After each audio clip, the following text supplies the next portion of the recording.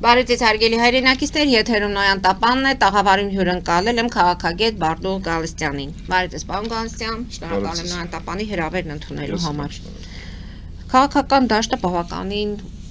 բուրն է, կարծես թե իրենք են ուզում կողմնորոշվել, ում հետ պետք է լինի, բայց եկեք անկեղծ խոսենք, արդյոք այս իրավիճակը հասարակությանը թույլ է տալիս, հնարավորություն է տալիս կողմնորոշվելու, թե ում պետք է քվեարկի եւ իր ձայնը տա։ Որովհետև ինչ ենք լսում, ծրագրերի մասին շատ քիչ են խոսում, բայց կան որոշակի թեզեր, բայց ամեն դեպքում վստահության հարցը կա։ Հասարակությունը ինչպես է գնալու ընտրության այս խառը իրավիճակում։ Ցավոք, մենք այս ընտրությունների նախօրյակը համեմատում ենք 21 թվականի ընտրություններին, խորհրդարանական ընտրություններին, որտեղ գրեթե ոչինչ չի փոխվել, այսինքն ընդդիմության եւ ռուսական եւ արևմտամետ ճյուղերը, այսպես ասած, ուժերը չեն կարողանում կամ չեն ցանկանում համախմբվել, որը բերելու է գրեթե նույն պատկերին, ինչ տեսանք մենք 21 թվականին։ Կարծում եմ ռուսական ուժերը Ռոբերտ Քոչարյանի, Սամվել Կարապետյանի, Գագիկ Ծառուկյանի եւ այլնի գլխավորած քաղաքական միավորները փորձում են Գյումրի երկու տարբերակի վրա աշխատել, սակայն դա ենթադրում եմ, որ չի աշխատելու, որովհետև տեղական ինքնակառավարման ընտրությունները չի կարելի ամբողջությամբ պրոյեկտել համապետական ընտրություններին, որովհետև այնտեղ անձնական, խնամի բարեկամական, թայֆայական, այսպես ասած, երևույթներն իրենց ազդեցությունն են ունեցել, որը չի գործելու կամ շատ քիչ է գործելու համապետական ընտրություններին, հետևաբար Գյումրի երկուսի տարբերակը կարող եմ նաև բացառել, որովհետև նախ օրենսդրական փոփոխություններով դաշինքների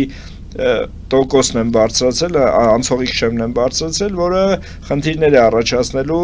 նշածս ուժերի համար, իսկ քաղաքական դաշտի մյուս թևը, արևմտամետ թևն ավելի իմ կարծիքով անընդունելի վիճակում է, որովհետև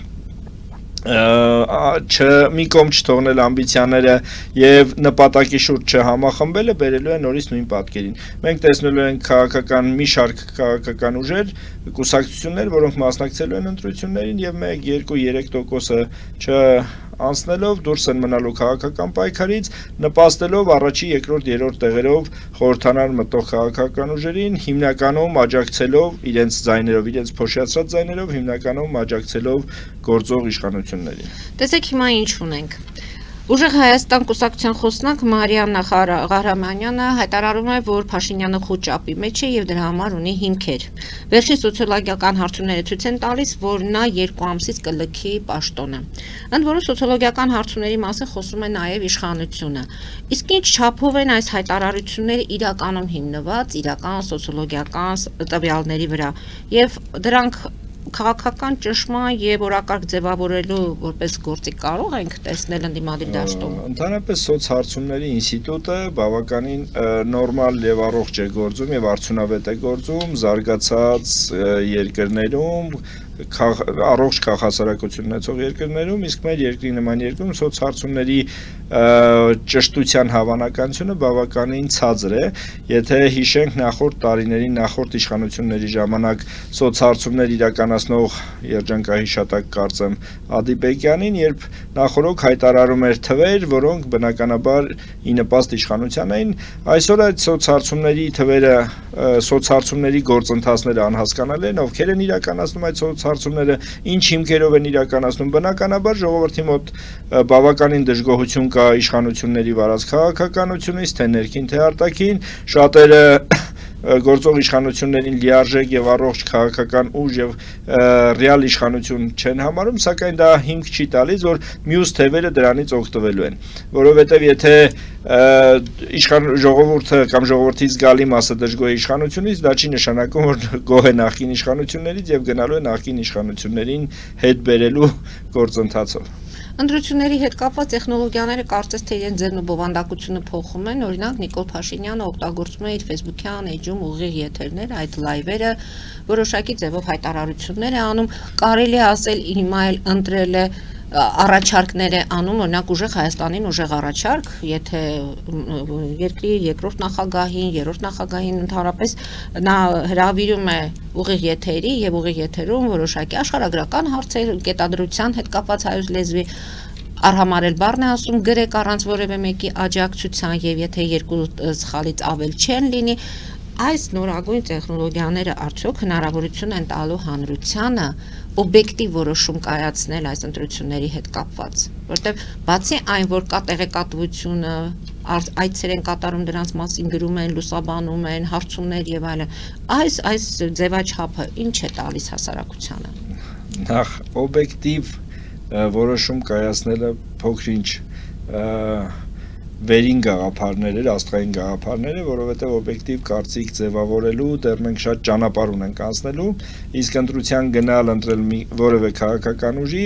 մեր երկրի համար, մեր հասարակության համար ցավոք դեռ ռեալ գործընթաց չէ, գիտակցված գործընթաց չէ, ցավով եմ նշում, որովհետև ընտրությունը վատի ու վատագույնի մեջ անելը դա դեռ չի նշանակում գիտակցված ընտրության գնալը։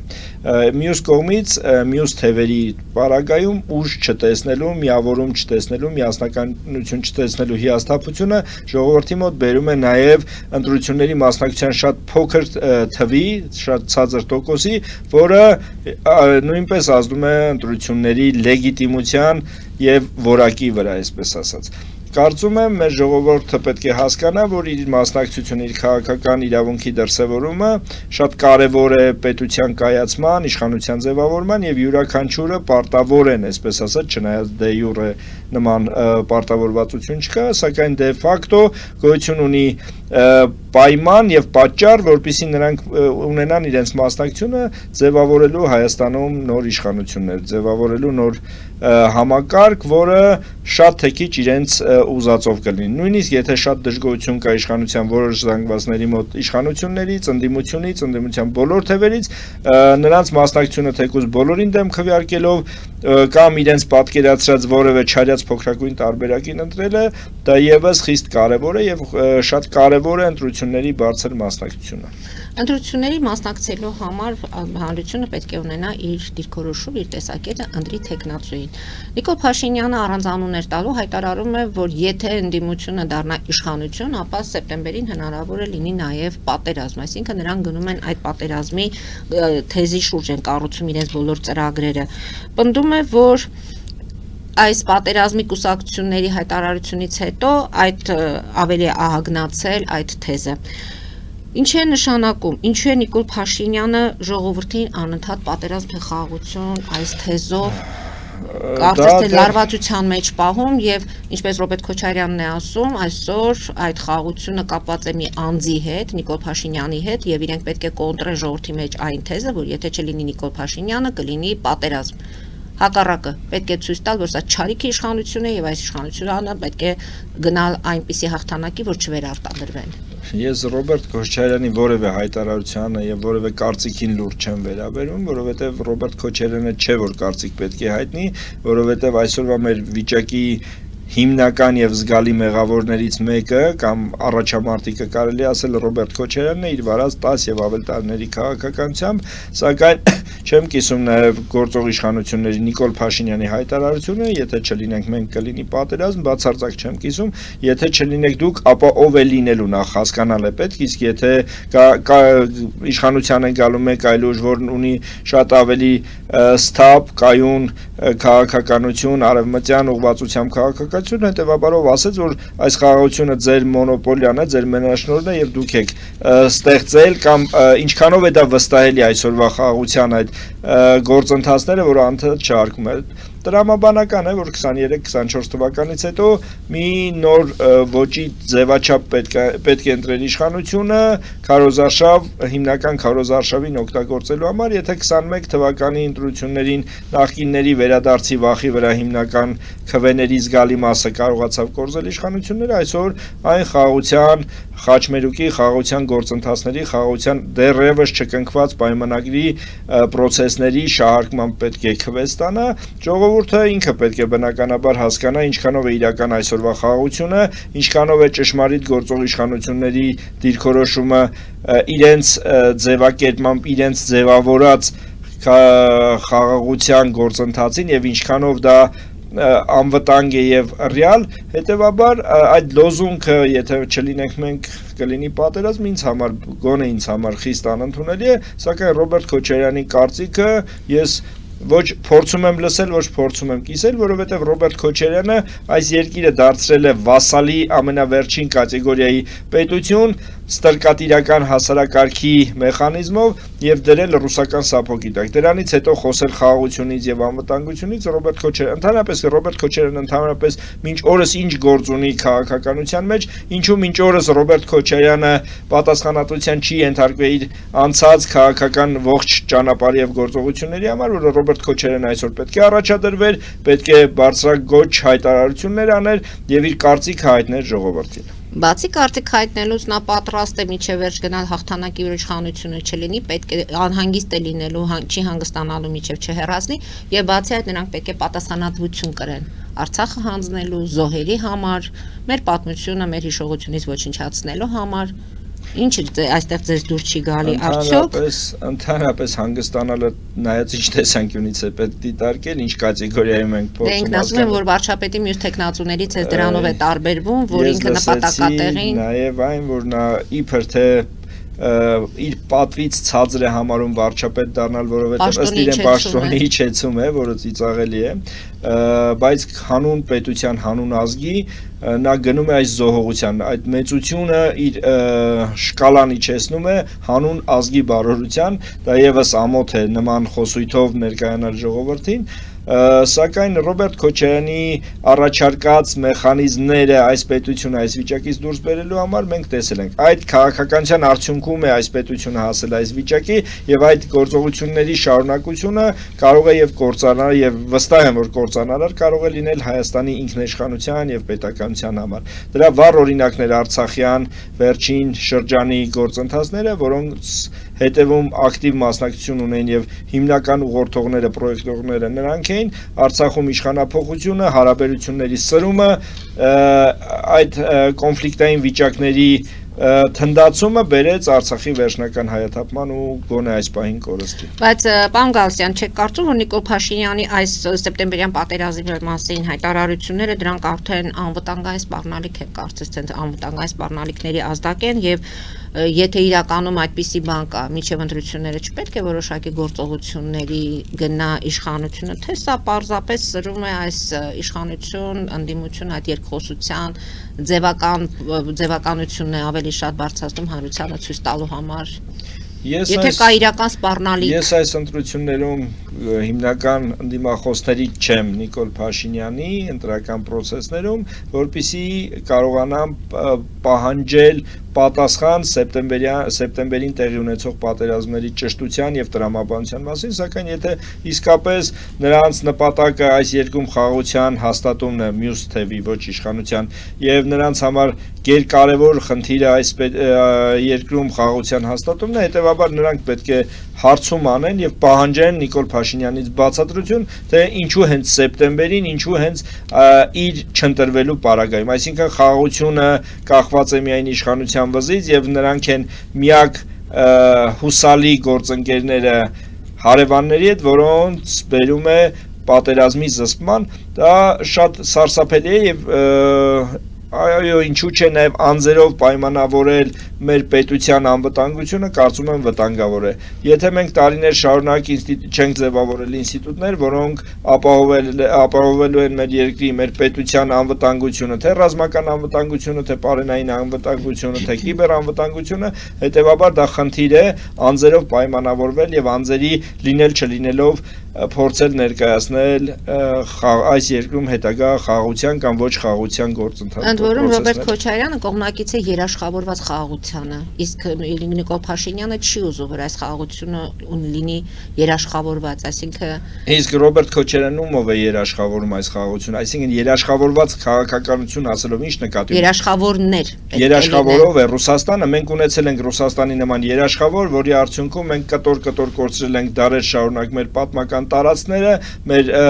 երիտասարդ սերնդի զոհերի եւ նրանց կյանքի գնի հաշվին 23 թվականին էլ վերջնականապես ապացուցել է մեր հիմնական ճակերտավոր երաշխավոր Ռոբերտ Քոչարյանի ներկայացրած երաշխավորը, թե ինչպես կարող է պատմական անցյալ դարավոր անցյալ ունեցող պատմական հայրենիք, պատմական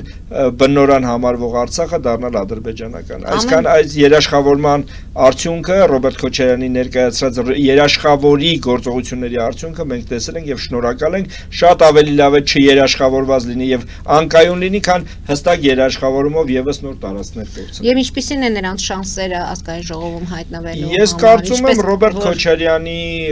կազմած դաշինք Հայաստան դաշինքը այլևս ֆավորիտ չէ, այլընտրանք չէ, այսպես ասած, ինչպես 21 թվականներ, որովհետև խաղադաշտ է մտել ավելի ազդեցիկ եւ ավելի շատ թե քիչ վստահելի ռուսական մեկ այլ ֆիգուր Սամվել Կարապետյանի գլխավորությամբ, որոնք տանելու է, կորզելու է Ռոբերտ Քոչարյանի նախորդ ձայների զգալի մասը եւ շատ ավելի մեծ թվով է մտնելու խորհրդարան, իսկ Ռոբերտ Քոչարյանի խորհրդարան մտնել չմտնելը նույնիսկ դարձել է խիստ կասկածելի, որովհետեւ 8%-ի արգելք հաղթահարել է ընդհանրապես Ռոբերտ Քոչարյանի եւ Դաշնակցության կոալիցիայով, չեմ կարծում, որ լուրջ է եւ իրատեսական, որովհետեւ նույնիսկ ես իմ շրջապատում ունեցած շատ ու շատ ազնիվ դաշնակցականների եմ ճանաչում, որոնց մեծամասնությունը նույնիսկ այս ընտրություններին Դաշնակցությանը քվե չի տալու։ Իսկ ով կտա իր ձայները։ Նախ առաջինը խորհրդարան անցնել է պետք, որպեսզի տալ չտալու մասին մտածենք, նախընտրական կասկածում եք նույնիսկ այստեղ դուք։ Կասկածելու խնդիր չէ, ձայներ տալ ասածը իրավական գործընթաց է, նախ առաջինը, եթե նախընտրական կոալիցիաներ են ձևավորում, դա ուրիշ բան է, ում կտեսնեն որպես առաջնորդ, ովքեր ուժերը կմիավորեն, դա ուրիշ բան է, բայց խորհրդարան մտնել է նախ պետք, որպեսզի հասկանանք ով ում ձայները կտա։ Եթե խորհրդարան չեն մտնելու ռուսական ուժերի հիմնական մասը, հետեւաբար այդ ձայները ինչպես եւ ոնց են տալու իրենց նախընտրած կամ չարյած փոքրագույն տարբերակին։ Հետեւաբար այդտեղ եւս անտրամաբանական եմ համարում, ես կարծում եմ, որ իշխանությունները առաջատարն են լինելու այս ընտրություններին, սակայն քաղաքական դաշտում նոր ձևավորումներ, նոր ձևակերպումներ կարծես թե չենք տեսնելու։ Դաշտը մնալու է ռուսական եւ ելի կիսառուսական քաղաքական պայքարների մեջ։ Դուք կան կարճատև գովազդային դադարի, որից հետո շարունակենք մեր զրույցը։ Հարգելի հայրենակիցներ, հետևեք քիչ անց կվերադառնանք տաղավար եւ կշարունակենք։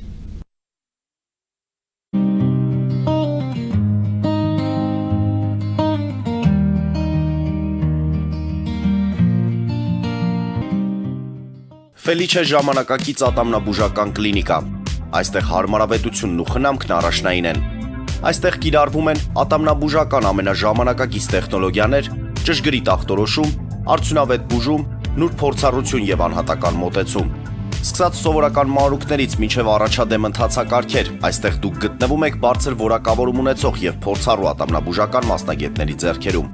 Մեր բարեկամական եւ հյուրընկալ անձնակազմն այստեղ է յուրաքանչյուր այցը հաճելի դարձնելու համար։ Ֆելիչե, ձեր առողջ եւ ամենաերջանիկ շպիտը սկսվում է այստեղից։ Եկեք եւ բացահայտեք նորարարության փորձագիտության եւ կարեկցանքի կատարյալ համադրությունը։ Երևանի եւ Զովունիի սահմանին գտնվող ալպիական թաղամասում սկսվել է 2, 3 եւ 4 սենյականոց բնակարանների նախնական ամրագրում։ Առաջարկում ենք նաեւ թաունհաուսներ արդեն պատրաստ եւ կառուցվող։ Բնակարանների արժեքները սկսվում են 50,000 ԱՄՆ դոլարից մինչև 140,000 ԱՄՆ դոլար, իսկ թաունհաուսներինը 160,000 ԱՄՆ դոլարից 170,000 ԱՄՆ դոլար։ Մանրամասների համար այցելեք մեր պաշտոնական կայք alpiakan.am կամ զանգահարեք +3 174 44 201 066։ Ամրագրում կարող եք կատարել մինչև ապրիլի 30-ը։ Ալպիական թաղամաս, ձեր նոր տունը հայրենիքում։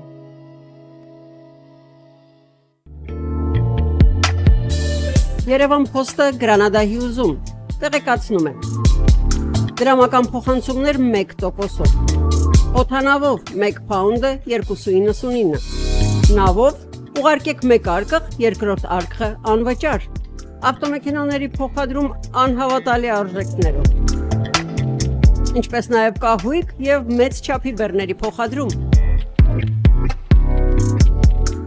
Ջակփաթ հագուստի խանութը երկրորդ մասնաճյուղն է բացել Գլենդելի սրտում, որտեղ կարող եք ձեռք բերել եվրոպական եւ ամերիկյան ընտիր հագուստեղեն, կոշկեղեն, աքսեսուարներ պայուսակներ ամենահարմար արժեքներով։ Նաև կարող եք ցանկացած ապրանք պատվիրել եւ ձեռք բերել կարճ ժամանակում։ Jackpot-ի Glendale-ի հասցեն է 1135 North Pacific Avenue, հեռախոս 818 813 2252։ Jackpot հագուստի լավագույն կենտրոնը Glendale-ում։ 60-ից ավելի ճանաչված եվրոպական բրենդների ինքնատիպ, չկրկնվող եւ մատչելի ընտրանին Fortuna Home and Country House խանութ սրահում։ Նորավոճ սպասք եւ կահույք հորեկա բնագավառի համար, տեքստիլ տնտեսական ապրանքներ, ամեն ինչ գեղեցիկ կյանքի համար։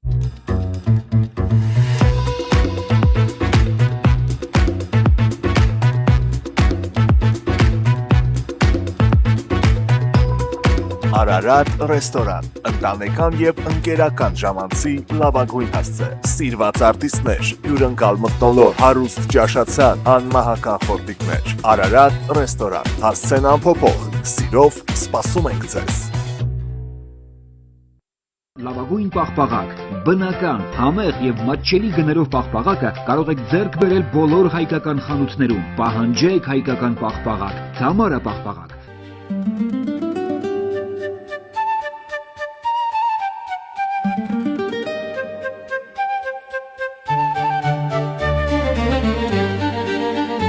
Նոյան տապան տպարան, Նոյան տապան հրատարակչություն, շարվածքից մինչև տպագրում, զանգահարեք, գրեք, այցելեք, միասին պատրաստենք ձեր գիրքը, ամսագիրը կամ թերթը, որտեղ նշվելու է, տպագրված է Նոյան տապանում։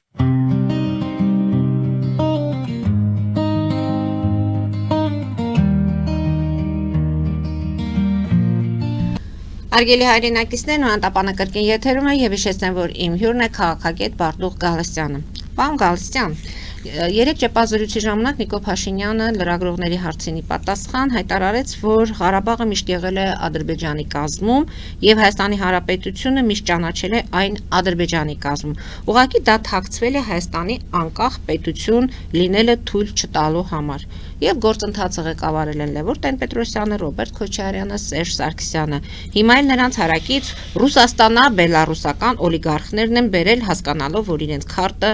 մարված է։ Որքանով է այս թեզը հիմնավորված։ Ես չեմ կիսում բացարձակ այդ թեզը, այն որ բանակցային գործընթացը փակուղի էր մտել, այն որ Ալմաթայի հռչակագրով Ադրբեջանը մաս էր կազմում Ադրբեջանին, սակայն դա այդքան էլ այնպես չէ, այլապես գոյություն չէր ունենա Մինսկի համանախագահ խումբը, այսինքն կար կոնֆլիկտ, կար խնդիր, կար լուծման անհրաժեշտություն, հետևաբար ձևավորվել էր Միացյալ Նահանգների, Ֆրանսիայի եւ Ռուսաստանի ներկայացուցիչներով ձևավորված Մինսկի համանախագահ խումբ, որը իրականացնում էր քաղաքական գործընթաց, դիվանագիտական գործընթաց, այդ խնդիրը կոնֆլիկտը լուծելու կամ լուծմանը մոտեցնելու համար։ Հետևաբար բացառել, որ ընդհանրապես Ղարաբաղը ոչ մի անգամ մերը չի եղել, ոչ մեկը չի ճանաչել եւ վերջապես պրծանք, հանգստացանք, ազատվեցինք, այս թեզը իմ համար կներեք իհարկե հակազգային է կամ հակապետական, որովհետեւ ինչքան էլ այսօր պարտված լինենք եւ փորձենք անընդհատ լռելու կամ այս պահին չբարձրաձայնելու զսպվածություն ցուցաբերելու քաղաքականություն վարել, էջը ամբողջությամբ փակ համարել եւ նույնիսկ սա ներկայացնել որպես ձեռքբերում, դա սարսափելի է։ Կներեք իհարկե եւ ինձ համար, գոնե ինձ համար անընդունելի է։ Հասկանալի է, որ պարտված երկրում այս վիճակում պատերազմի վտանգը կախված չի կարելի ռազմատենչ հայտարարություններով հանդես գալ, չի կարելի բոյկոտներ անել, անընդհատ շահարկել այդ թեման, բայց նաեւ չի կարելի անընդհատ էջը փակել, որովհետեւ սա իր խիստ բացասական ազդեցությունն է թողելու հետագա սերունդների վրա։ Ես հիշում եմ, երբ 94 թվականին Ադրբեջանը պարտվել էր, այո, մեծ Ալիևը եւս խոսում էր, որ մենք կորցրել ենք Արցախը, ցավով էր նշում դա, սակայն Արցախյան էջը վերջնական փակելու անընդհատ լոզունգներ չէր շահարկվում եւ չէր տարածվում ամբողջ Ադրբեջանում, այլ ընդհակառակը փորձում են զուսպ, համեստ ձևով մտածել այն հետ կորցրածը հետ բերելու քաղաքականության մասին, որը տվեց իր արդյունքը 20 թվականի պատերազմին եւ հետագայում 23 թվականին Արցախի վերջնական հայաթափմամբ։ Հետևաբար բացարձակ ես այդ առումով չեմ կիսում Նիկոլ Փաշինյանի թեզերն ու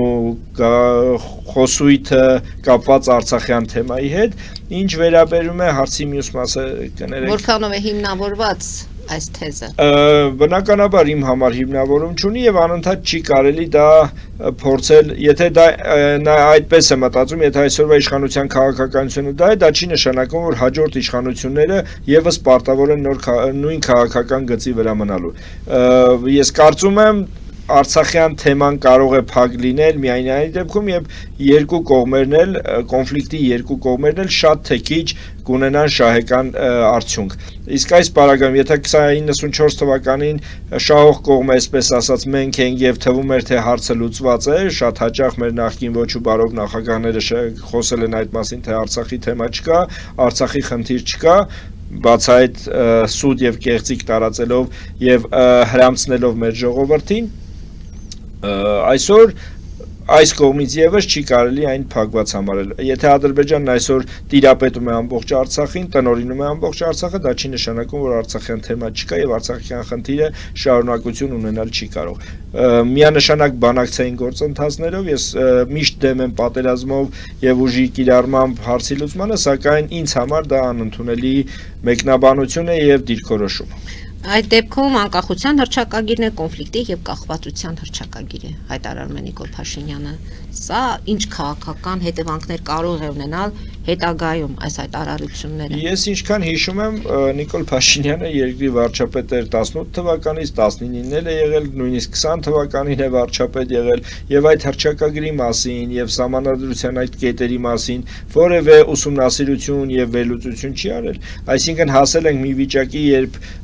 կամ պարտադրանքի կամ իր պատկերացմամբ Չկա նման բան, սա մեր ներքին գործը մենք ենք որոշում։ Արտաքին ճնշումներ չկան։ Ուրեմն բերեք դուք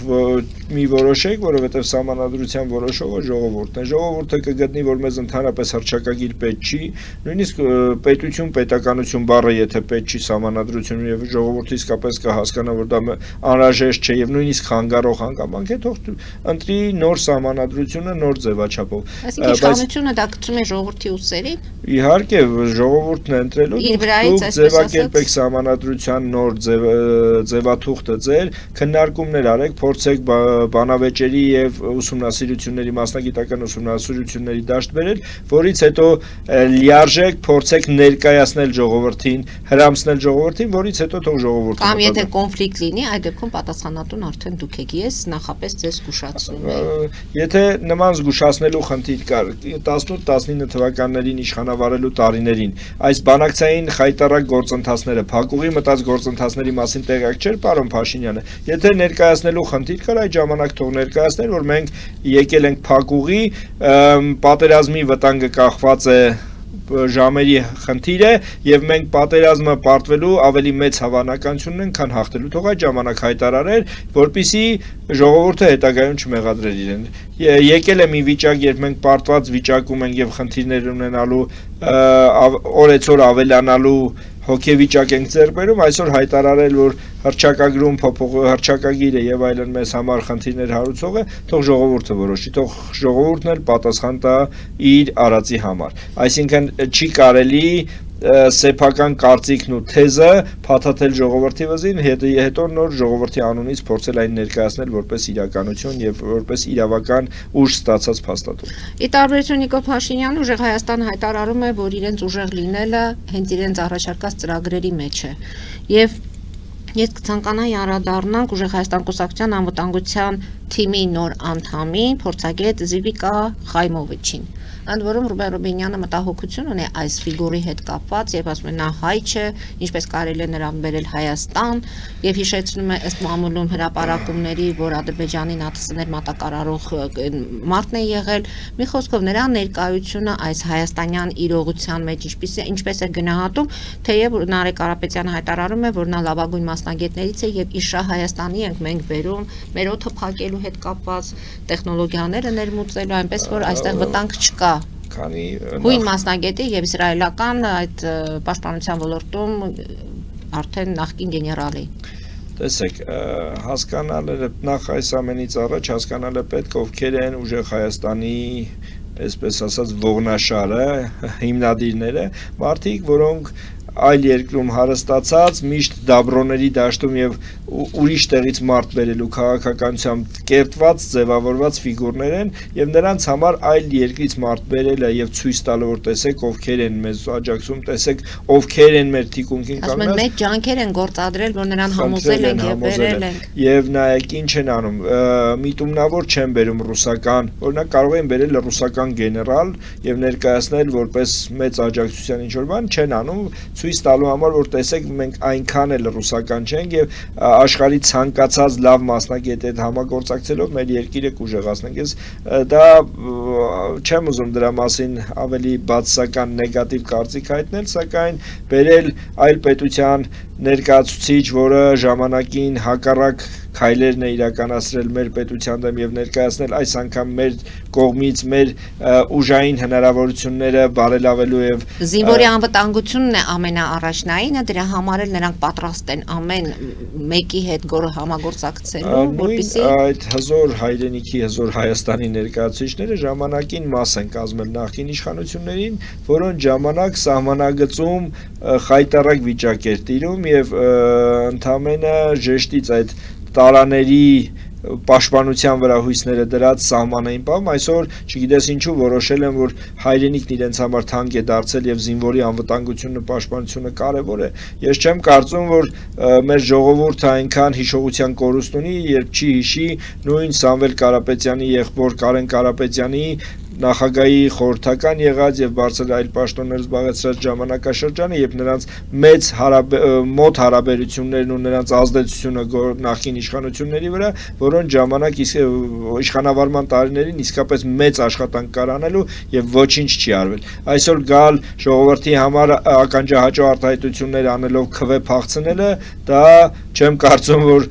ռեալ քաղաքականություն է, ռեալ պոլիտիկ է։ Ժողովուրդը շատ լավ հասկանում է, որ այն լոզունգները ստապ մտածող ժողովուրդը ուժեղ Հայաստանի 3000 նոր աշխատատեղ, չգիտեմ, մանր բիզնեսի հարկերից ազատում եւ այլն, դրանք ընդհանրապես անվճար ուսուցում աշխարհի զարգացած երկրների մեծամասնությունում չկա, որովհետեւ անվճար ուսուցումը, բարձրագույն կրթությունը անվճար, դա բավականին թանկ հաճույք է, թանկ բրենդ է, որի համար պետք է վճարվի։ Դա վճարողը կլինի բարերարը, կլինի տվյալ քաղաքացին, ուսանողի ծնողը եւ այլն, դա ես չեմ կարծում, որ դրանով կարելի է խաբել այս ժողովրդին եւ այս ժողովուրդը շատ լավ հասկանում է ովքեր են այն մարդիկ, որոնք անհասկանալի ճանապարհով հարստացել են Ռուսաստանի Դաշնությունում եւ հետեւաբար մեծ կախվածություն ունեն եւ վերահսկելիություն ունեն ռուսական քաղաքական վերնախավի կողմից։ Հետեւաբար իշխանությունը տալ մարդկանց, որոնց ես անձերին չեմ փորձի կպնել, բարերար է, շատ շնորհակալություն իր արած բարերգործությունների համար, բարերարությունների համար, դրանք ունեցել են հետին նպատակներ, թե անշահ խնդիր է արվել, որի համար եւս շնորհակալություն, սակայն այն օգտագործել քաղաքական խժդժությունների եւ իշխանափոխության համար, որպեսզի Հայաստանը նորից վերադառնա ռուսական բացարձակ վերահսկողության տակ, ես չեմ կարծում, որ ժողովուրդը այդքան գիտակցություն ու ստապ մտածելակերպ չունի վերլուծություն անելու եւ իր ճիշտ ընտրությունն անելու։ Ընդ որում ռազմական փորձագետ Արմեն Այվազյանը այս անձի հետ կապված գտնում էր, որ Իրանի հետ այս պատերազմի շրջանակներում հայերը ամեն դեպքում ծափահարում են այդ իսրայելցի գեներալին, պետք է մտածել նաև մեր իրանցի հարևանների մասին, որ հիմա փաստորեն պատերազմի մեջ են։ Սա կարող է ինչ-որտեղ մեր Իրանի հետ։ Չեմ կարծում, որ մեծ ազդեցություն կարող է թողել, մանավանդ որ Իրանի վիճակն այսօր այնքան էլ ցանկալի չէ մեղմ ասած եւ հետեւաբար նոր կոնֆլիկտների եւ հարաբերությունները փչացնելու առիթ տալ չի կարող, սակայն նրա ընդհանրապես ներկայությունը նախկին անցյալը հաշվի առնելով եւ այլազգի լինելով այսօր ներկայացնելու այս քաղաքական գործընթացների, ընտրական process-ների շեմին ներկայացնելու որպես անվտանգային նոր երաշխիքների ձևակերպման բանաձև, չեմ կարծում, որ ընդունելի կարող է լինել ցանկացած նորմալ հայի համար։ Քանի որ Իրանի մասին խոսեցինք, Իրանը ոչ թե կրակի դադարեցում, այլ պատերազմի ավարտ է ուզում, հայտարարում է Արաքչին։ Երբ կլինի դա։ Տեսնում եք դուք ինչ-որ հեռանկարում։ Ճիշտն ասած, դժվար է ակնկալել, որովհետև այստեղ ռեսուրսների հնարավորությունների խնդիր ունի իսկապես Իրանը եւ կարողացավ բավականին դիմակայել մեծ զոհերի եւ մեծ կորուստների գնով, սակայն սա երկար շարունակվել չի կարող, որովհետեւ մյուս կողմում ոչ թե Իսրայելն է, այլ Միացյալ Նահանգներն է, իսկ Միացյալ Նահանգները աշխարհի գերտերությունն է եւ ինչքան էլ սխալներ եւ թերացումներ ունենա, համենայն դեպս եւ ռազմական եւ տնտեսական եւ համաշխարհային ազդեցությամբ անփոխարինելի եւ անխոցելի է։ Ես կարծում եմ այս տարածաշրջանում պետք է հնարավորինս շուտ հանգուցալուծվի այս խնդիրը, քանի այն նոր աշխարհագրություն եւ նոր տարածքներ չի ընդգրկել, որը կարող է Աստված մի արասե ոչ նաեւ զոհեր։ Մարդկային զոհեր, որը ամենացավալին է եւ անդառնալին եւ ընդգրկել նոր տարածքներ, նոր աշխարհագրություն ստանա, որը կարող է եւ ենթադրաբար մեր վրա եւս ունենալ խիստ բացասական նշանակություն։ Եվ խոսենք արցախցիների մասին, Փաստորեն Փաշինյանը մասնակցել Ղարաբաղի տեղահանված անձանց նվիրված այդ համաժողովին եւ ինչ է ասում երկրի վարչապետը։ Ուզում ենք, որ դուք օր առաջ տնավորվեք Հայաստանի Հանրապետությունում, այսինքն համարել, որ սա է արդեն ձեր հայրենիքը, կենտրոնանաք այստեղ եւ իրենք պատրաստ են եւ հոգեբանորեն եւ ֆինանսապես ամեն ինչով աջակցել, որպեսզի արցախցիները այստեղ իրենց արդեն հարմարավետ եւ վերջնական իրենց գոյությունը համարեն, որ պետք է լինի Հայաստանի Հանրապետություն։ Դուք ինքներդ եք Արցախից։ Արդյոք այն ծրագրերը, որ իրականացնում է պետությունը, կառավարությունը, դրանք բավարար են։ Որոշակի նոր ծրագրերի մասին խոսեցին, այդ 3 միլիոն, 4 միլիոն դրանք գները դրանց շեմերը կբարձրանան, բայց դրան զուգահեռ ես որոշ արցախցիներից ստացել եմ նաև ահազանգեր, որ նպաստների հետ կապված արդեն ունեն որոշակի խնդիրներ, թոշակները բարձրացել են, որոշակի նպաստները առայժմ խոստացել են, որ հուլիսից հետո կվերանայեն։ Մի խոսքով իշխանության քաղաքականությունը միանշանակ կողմ եմ այն բանին, որ արցախայությունը այս պահին այո պետք է ապրի Հայաստանում, պետք է տնավորվի Հայաստանում, պետք է ինտեգրվի ընդհանուր հայ ժողովրդի տարբեր հատվածների հայության հետ եւ դա անբեկանելի է եւ անխախտելի, որովհետեւ Արցախայերի դուրս գալը եւ եւս այստեղից հայաթափումը ունենալու է անդառնալի հետևանքներ, նույնիսկ այն դեպքում, առավել եւս այն դեպքում, երբ ինչ որ ժամանակ հնարավոր կլինի Արցախը հետ բերելու, որովհետեւ ստատիստիկան ցույց է տալիս, որ 91-94 թվականի պատերազմին եւ դրանից հետո Արցախից հեռացած արցախայերի զգալի մասը այլևս հետ չվերադարձավ եւ չփորձեց ապրել Արցախում։ Ես վստահ եմ, եթե Հայաստանից դուրս գան արցախահայերը կամ արցախահայերի զգալի մասը, Աստված դա Արցախը հետ բերելու կամ ունենալու դեպքում նրանցից որևէ մեկը կամ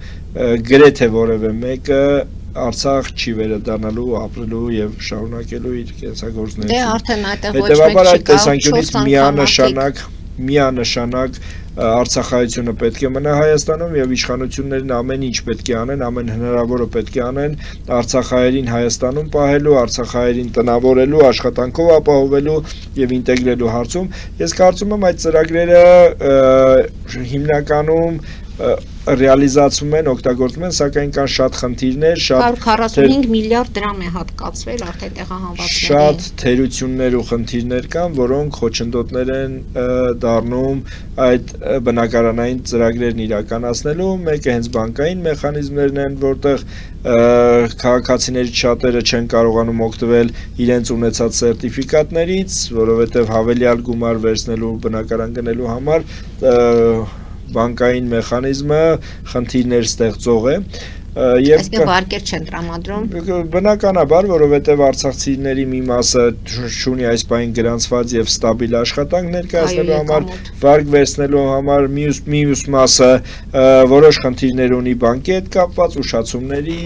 դասակարգումներ եւ այլն, որը լուրջ խնդիր է առաջացնում, այսինքն մարդը փաստացի ունի սերտիֆիկատ, դա կլինի 3 միլիոնի, 4 միլիոնի թե 5 միլիոնի սերտիֆիկատ, մնացած գումարը, որը պետք է ուղղվեր բնակարանի գումարի մյուս մասին, դա խնդիր է առաջացնում, դա կարծում եմ շատ ավելի մեծ խնդիր է, քան գումարի այնքան էլ 1 միլիոնով ավելացնել, չավելացնելու խնդիրը։ Եվ երկրորդը կարծում եմ այս գումարների բաշխումը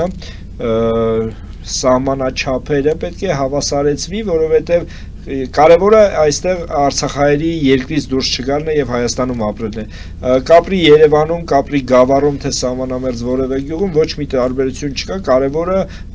մնան այստեղ, արարեն այստեղ եւ դառնան Հայաստանի լիիրավ քաղաքացիներ եւ անդամներ։ Բայց դրա համար տանիք է պետք, աշխատանք է պետք։ Միանշանակ, բայց պատկերացրեք սահմանամերձ գյուղերում, երբ 5 միլիոնի ծրագիր է իրականացվում, իսկ այնտեղ բնակարանները անհամեմատ էժան են, այդ ֆոնի վրա Երևան քաղաքում ընդամենը 3 միլիոն են տրամադրում։ Մարդը ուզում է Երևանում ապրել, թողեք ապրի, կարևորը ապրելն է։ Եթե այդ քաղաքացին հիասթափվեց, չկարողացավ իրականացնել իր ստացած սերտիֆիկատ, ռեալիզացնել այդ սերտիֆիկատը բնակարան ձեռք բերելու, թողեց երկրից գնաց դուրս,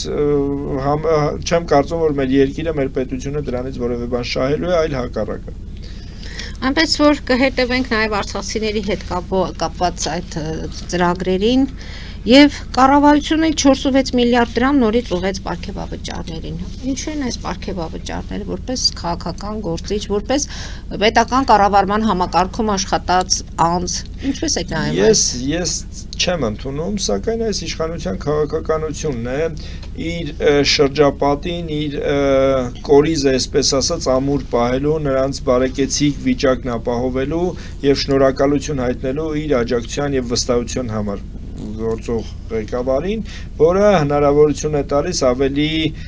իր համար վստահելիություն ձեռք բերել։ Պատճառաբանությունը հետևյալն է, որ եթե նախկին իշխանությունները կարողանում էին զարտուղի ճանապարհներով պետական փողի լվացման տարբեր մեխանիզմներ կիրառել, երկիրը թալանելով, դատարկելով պետբյուջեն, մենք այսօր օրինական թափանցիկ եւ օրինական պարգևավճար ենք ստանում, ես միանշանակ չեմ կիսում, որովհետեւ եթե դուք նախարարին պատգամավորը 1 միլիոն կարծեմ եւ ավել աշխատավարձ ունի եւ եւս հավելավճար է ստանում, դա նորմալ չէ։ Եթե դա օրենքով է եւ դա թափանցիկ է, դա չի նշանակում, որ տրամաբանական է եւ ճիշտ, որովհետեւ եթե ուսուցիչը ձեր ասած չվերապատրաստված ուսուցիչը 80-ից 100,000 դրամ աշխատավարձ է ստանում, եթե գիտական կոչում ու աշճան ունեցող դասախոսը 80-ից 150,000 դրամ աշխատավարձ է ստանում, բայց ընդամենը մեկ բարձրագույն կրթություն ունեցող ազգային ժողովի պատգամավորը կարող է ստանալ բարձր աշխատավարձ եւ հետեւաբար նաեւ հետագայում նաեւ տարին 1-2 անգամ բավականին շոշափելի պարգևավճարներ, չեմ կարծում, որ դա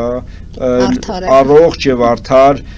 գնահատական է ստանում մեր քաղաքացիների կողմից։ Եվ պարոն Գալստյան, վերջին հարցս, մասնակցելու եք ընտրություններին։ Հավանաբար այո, բայց չեմ ուզում ժամանակից առաջ ընկնել, հավանաբար այո, որովհետև սպասում եմ նախ հույս ունեմ նոր վերադասավորումների, բնականաբար այն քաղաքական ուժերի, որոնք հաստատ ռուսական չեն, որոնք իշխանության ներկայացուցիչները չեն, սակայն ցավով եմ նշում, որ մինչ օրս թե ամբիցիաներից ելնելով անձնական, թե այլ խնդիրներից այդ միասնությունը, այդ կոալիցիաների ձևավորումը նկատելի չէ։ Վերջին շրջանում կարող եմ հասկանալ, որ քաղաքական ուժի հետ միասին կփորձեմ ինձ տեսնել խորհրդարանական ընտրություններում։ Իսկ որպես քաղաքացի ձեր կողմնորոշումը կա, որպես քաղաքացի, եթե որպես քաղաքագետ չէ, որպես ես միանշանակ կողմ եմ որպես հասարակ քաղաքացի պետք է գնաք ընտրության։ Այն այսօր չեմ փորձի դրա մասին կոնկրետ բարձրաձայնել, որովհետև նախընտրությունն է գաղտնի եւ երկրորդը